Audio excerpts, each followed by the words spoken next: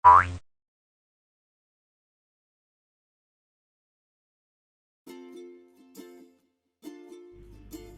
Swastiastu. Perkenalkan, nama saya Ininga Parwata dengan NIM 21156444089 dari kelas 1E Program Studi D4 Akuntansi Manajerial. Kali ini saya akan menjelaskan materi tentang jurnal umum pada perusahaan jasa. Sebelumnya, apa sih itu jurnal umum?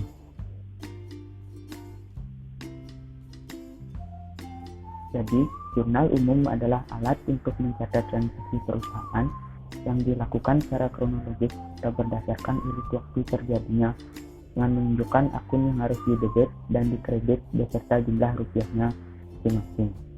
Selanjutnya yaitu manfaat jurnal umum pada perusahaan jasa. Manfaat yang pertama yaitu sebagai alat untuk menunjukkan pengaruh dari setiap akun atas transaksi usaha jasa.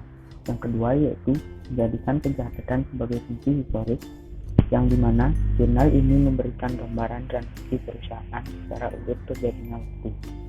Yang ketiga yaitu pencatatan jurnal ini memberikan kesediaan ruang yang cukup untuk mencatat keterangan pada satu transaksi sehingga nantinya pencatatan bisa mudah dipahami dan jelas. Dan yang terakhir yaitu sebagai analisis transaksi ketika mengalami kesalahan pencatatan atau transaksi tersebut langsung dicatat dalam buku besar. Selanjutnya yaitu aturan penulisan jurnal umum. Dalam penulisan jurnal umum terdapat aturan penulisan debit dan kredit. Dapat dilihat pada tabel berikut. Akun-akun yang terlibat dalam penulisan jurnal umum pada perusahaan jasa yaitu akun harta, utang, modal, pendapatan, dan beban. Pada akun harta, jika akun harta mengalami penambahan, maka akan ditulis di sisi debit, dan jika mengalami pengurangan akan ditulis di sisi kredit. Sebaliknya, jika akun utang mengalami penambahan akan ditulis di akun kredit, dan jika mengalami pengurangan akan ditulis di akun debit. Sementara untuk akun modal, jika mengalami penambahan akan ditulis di akun kredit, dan jika mengalami pengurangan akan ditulis di akun debit.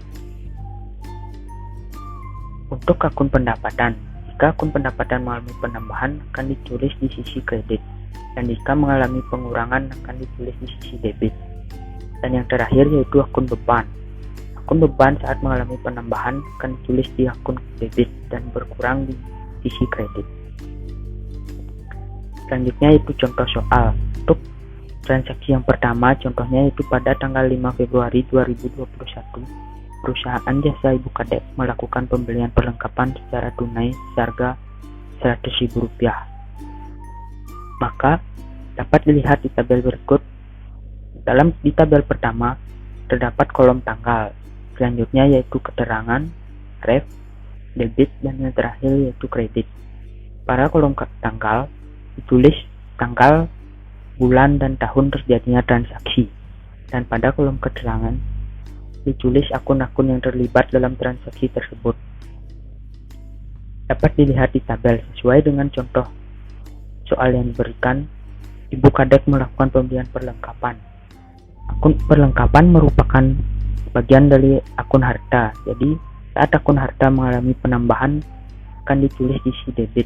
Jadi perlengkapan akan didebit sebesar Rp100.000. Dari pembelian perlengkapan tersebut, kas akan berkurang. Kas juga merupakan akun harta. Jika akun harta berkurang, maka akan ditulis di sisi kredit. Jadi kas akan dikredit sebesar Rp100.000. Untuk transaksi yang kedua, yaitu pada tanggal 10 Februari, perusahaan jasa Ibu Kadek menerima uang dari pelanggan atas jasa pembuatan papan iklan sebesar Rp500.000. Jadi, dapat dilihat di tabel berikut. Dalam penerimaan uang tersebut, kas akan bertambah. Jadi, kas bertambah akan ditulis sisi debit. Jadi, kas akan didebit sebesar Rp500.000. Dan dari kas tersebut bersumber dari pendapatan. Jika pendapatan bertambah, maka akan ditulis di sisi kredit. Jadi, pendapatan akan dikredit sebesar Rp500.000. Dengan keterangan pendapatan atas pembuatan jasa papan iklan. Baik, transaksi yang ketiga yaitu pada tanggal 25 Februari, perusahaan jasa Ibu Kadek melakukan pembayaran listrik sebesar Rp50.000. Jadi, dapat dilihat pada tabel berikut. Beban listrik akan didebit sebesar Rp50.000 karena jika beban mengalami penambahan, maka beban akan ditulis di sisi debit. Dan dari beban pembayaran beban tersebut akan menyebabkan pengurangan pada kas. Jadi, pengurangan pada kas tersebut akan ditulis pada kredit. Baik, setelah selesai melakukan pencatatan di sisi debit dan kredit dari masing-masing transaksi yang terjadi pada perusahaan jasa Ibu Kadek tersebut, kita dapat menjumlahkan antara jumlah sisi kredit dan sisi debit. Dapat dilihat di layar. Perusahaan jasa Ibu Kadek, Jurnal Umum periode Februari 2021.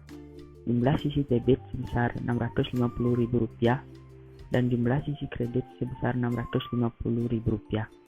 Jadi, dari pencatatan jurnal tersebut, maka dapat dilihat antara sisi debit dan kredit sudah seimbang. Demikian penjelasan materi dari saya. Apabila ada kata-kata yang salah atau kurang berkenan, saya mohon maaf. Saya ucapkan terima kasih. Dan saya tutup dengan Parama Santi. Om Santi Santi Santi Om.